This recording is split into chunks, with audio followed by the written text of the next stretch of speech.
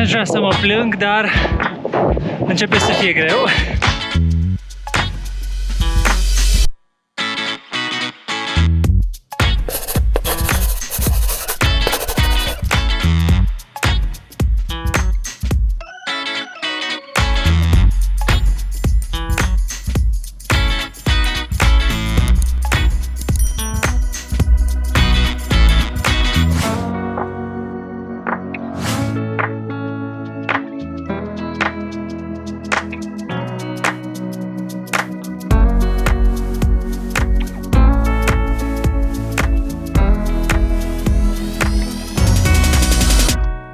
Salutare, dragilor! Bună! Suntem Flaviu Și Luminița!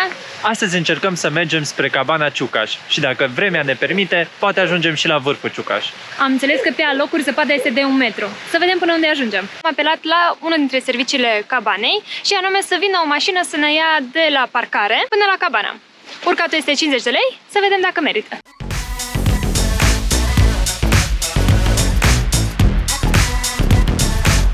Vine mașina!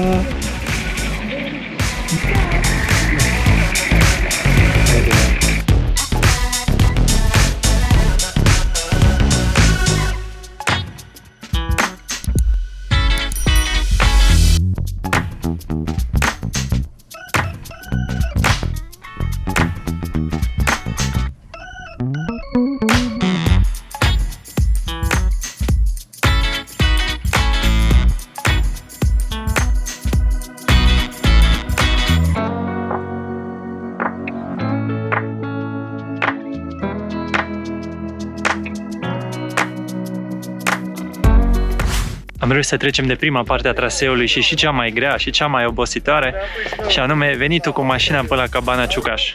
Cabana e foarte frumoasă.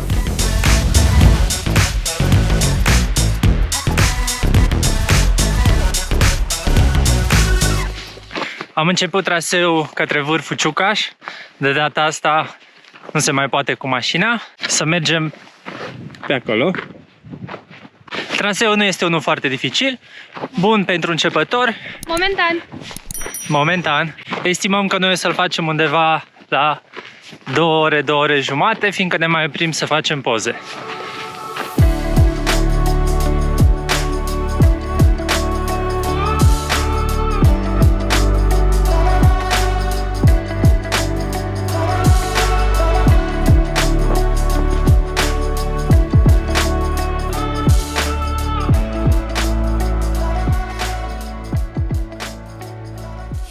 Și pentru că hidratarea e importantă atunci când facem traseu, astăzi cu noi avem termosurile de la hikers.ro, termosuri Smart.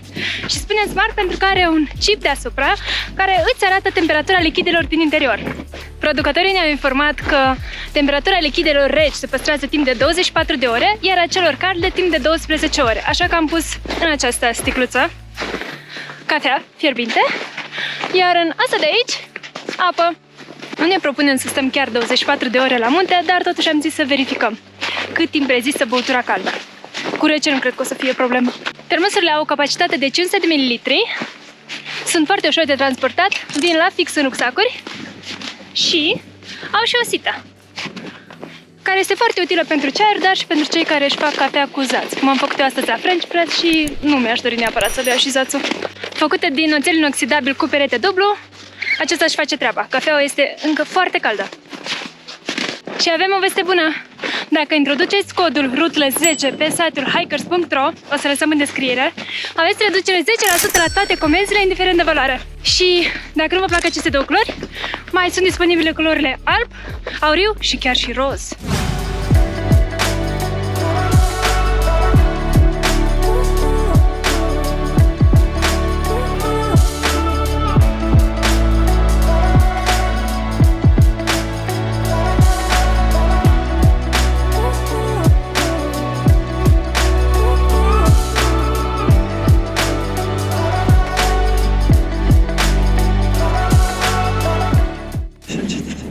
Bate vântul de tare. Am făcut o primă oprire mai serioasă pentru poze. N-aș vrea să mă plâng, dar începe să fie greu, deși un traseu ușor. Am venit pe acolo, frumos, pe unde sunt oamenii. Peisajul e absolut superb, foarte, foarte frumos, printre stânci. Avem o mică problemă în ideea în care există porțiuni cu gheață și nu avem gheruțe, dar norocul nostru până acum e că ghetele noastre de munte se țin bine.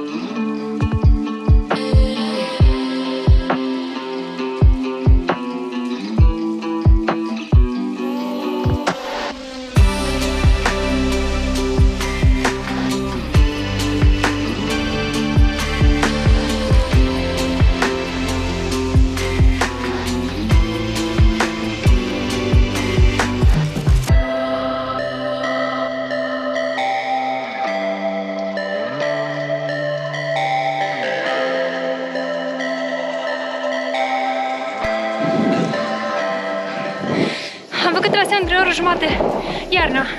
E recomandat, cred că o oră jumate pe timp de vară și atunci credeam că iarna va dura mai mult, dar a fost foarte ok. Pe alocuri era nevoie de colțari sau gheruțe, ceva care să muște de zăpadă, dar și fără asta vă puteți descurca, dacă nu prindeți vânturi foarte mari. Am ajuns la vârful Ciucaș, numai bine merge o cafea. Nu a rezistat cafeaua pe cât a rezistat temperatura din termos, încă e caldă și foarte băubilă.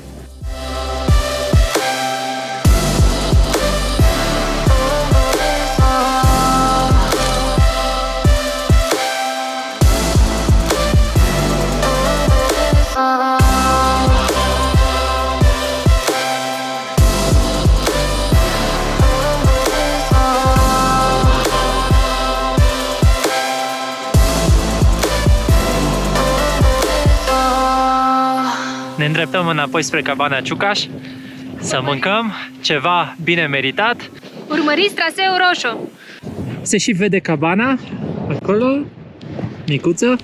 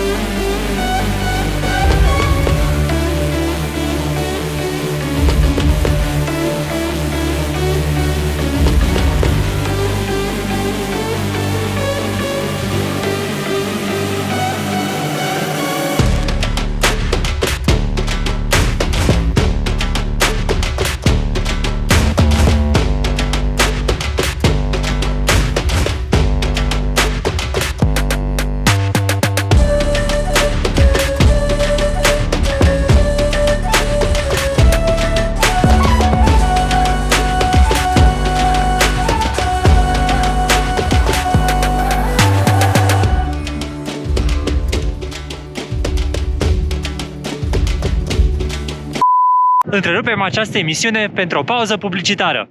Vai, sunt atât de moleșită. Cred că am nevoie de o cafea, dar nu am. Ai nevoie de un termos! În acest termos cafeaua rezistă până la 12 ore caldă. Oh, wow, minunat! Nu voi mai pleca niciodată la munte fără acest termos hiker. A ieșit bine? 2000 years later.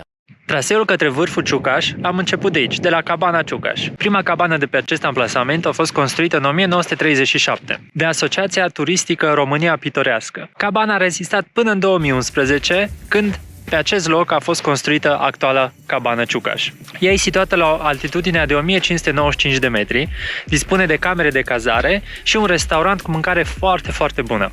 Dacă vreți să vă petreceți un weekend primăvara sau vara aceasta, puteți să vă luați gândul pentru că toate weekendurile sunt ocupate până în august.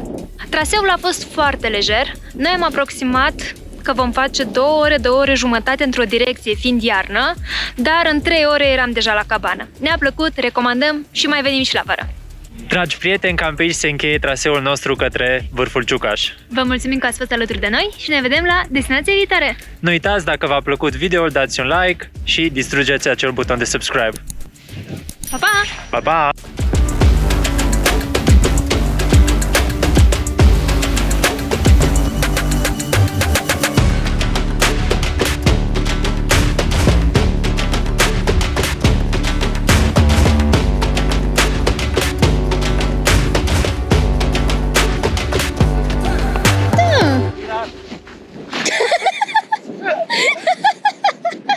Bloopers!